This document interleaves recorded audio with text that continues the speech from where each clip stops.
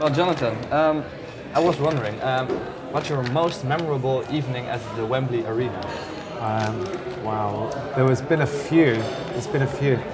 The exciting ones, when I was 16, I was an usher. You know, my dad was the electrician there at Wembley Arena, so he'd always get you a job.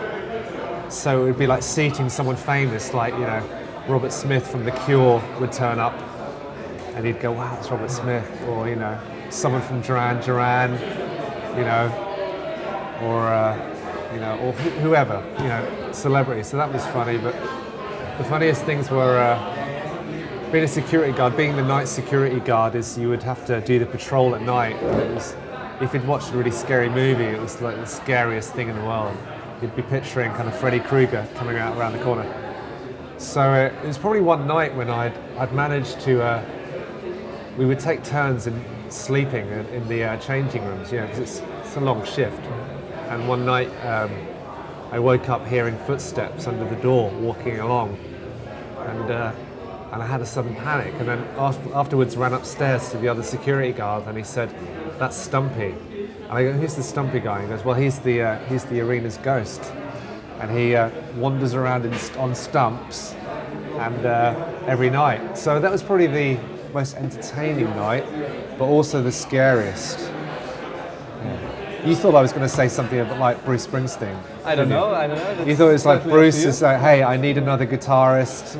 Can anyone play guitar?" Yeah. But no, that didn't happen. That didn't happen. Yeah.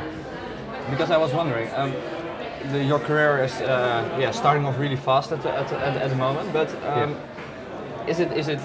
Can you manage to do you have enough income, for example? Do you still need daytime jobs or evening jobs? No. I stopped all forms of work. I mean, I worked in a crisp factory for ages, and you know, I did some design work for posters and magazines for a while, and so I've done all sorts. Whenever I could get any work, I pretty much took it. But no, I don't work at the moment. I get paid in fish fingers and mash and cups of tea, so I'm happy. That's also good. Yeah. This debut album, Solitary Man, you produced it all by yourself. But till what extent? Really everything as a whole, or was there some help maybe as well? Well, I really had a vision as to how I wanted the whole album to be, and so I thought, well, I understood production because I was always very into studios and visiting friends, other musicians in studios, and going online and checking out, you know, how the Beach Boys recorded, or you know, George Martin would record, or whoever I was really into.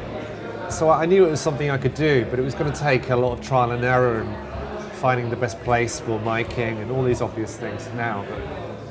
But, yeah, so it took a while, but I pretty much did everything by myself because I didn't have any money. So I couldn't hire an engineer. I couldn't hire extra pairs of hands, so I did everything. But as time went on and the label got involved, I'd have an engineer, and but yeah, I pretty much wrote all the parts for everything except for the orchestration, which Jules Buckley, a good friend of mine, wrote, and he conducted, and he got the orchestra involved. Yeah, so I had a lot of help from Jules.